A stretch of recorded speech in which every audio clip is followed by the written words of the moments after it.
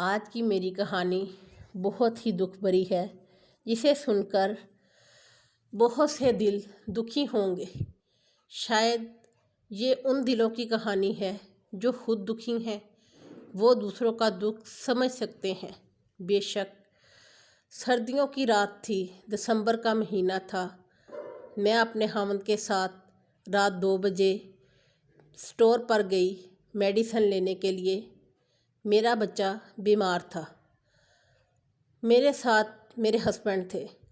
ہم لوگ جا رہے تھے، راستے میں میری نظر ایک عورت پر پڑی۔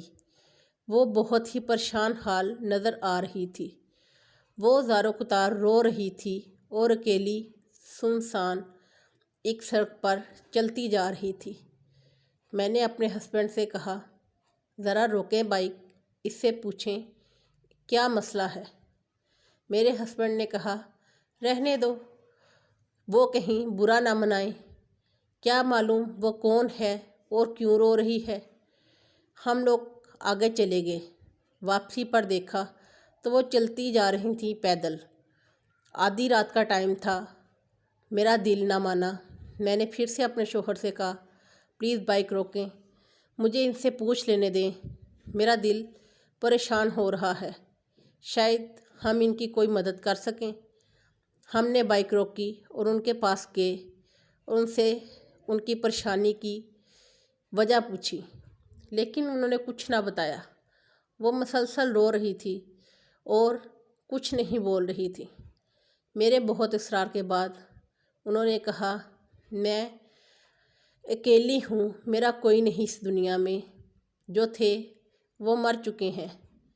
مجھے کچھ سمجھ میں نہ آیا، لیکن پھر بھی میں نے انہیں تسلی دی اور کہا، آپ پلیز میرے ساتھ اپنی ساری بات شیئر کر سکتی ہیں، ہو سکتا ہے میں آپ کی کوئی مدد کر سکوں۔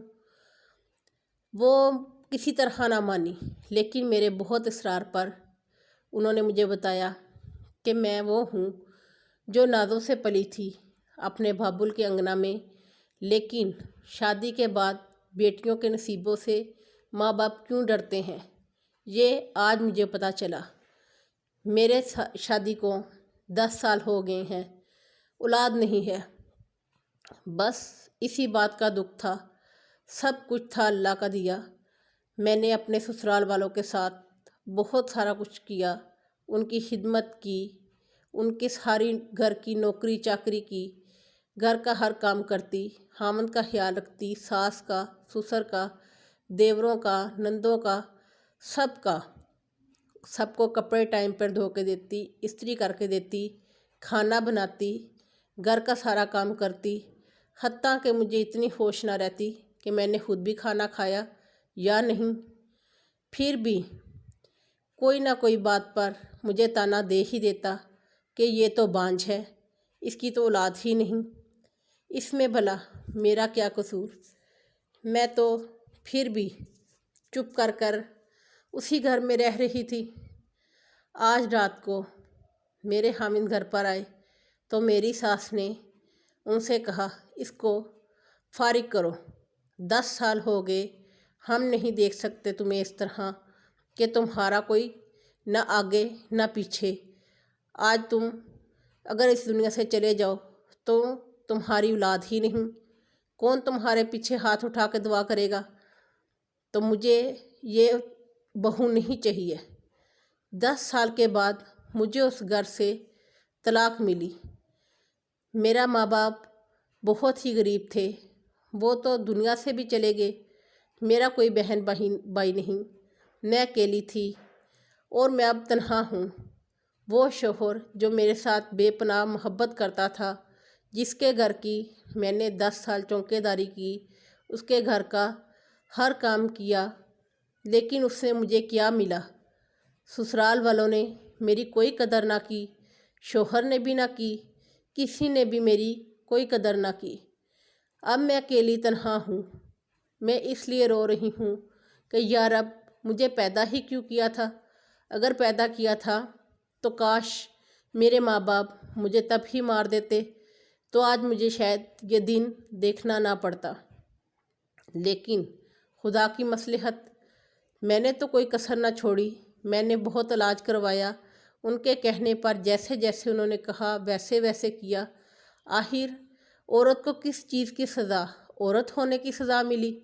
اگر میرے خاوند کی دوسری بیوی میں سے بھی اولاد نہ ہوئی تو، لیکن کوئی نہیں جانتا ایک عورت ہی دوسری عورت کی دشمن ہے۔ میری ساس نے آج مجھے ڈیورس کروا کے ہی سانس لیا۔ وہ پہلے سال سے ہی یہ بات میرے خاوند کو کہتی آ رہی تھی، چھوڑ دو اس کو، یہ بانجھ ہے، یہ کبھی ماں نہیں بن سکتی۔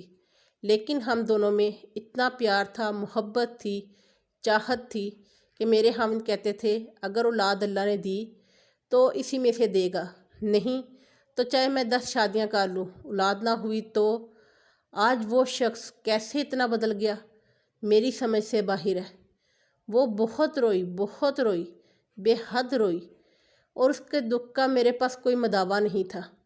میں نے ان کو بہت تسلی دی اور اپنے ساتھ اپنے گھر لے آئی کہ آپ میرے ساتھ چلو، میرے گھر آپ رہو، آپ کو میں اپنے گھر اپنی بہن کی طرح رکھوں گی۔ آج سے میرے خاوند نے ان کے سر پر ہاتھ رکھا اور کہا آپ میری بہن ہو اور یہ آپ کی بہن ہے، اور میں بھی آپ کو اپنی بہنوں سے کم کبھی نہیں سمجھوں گا۔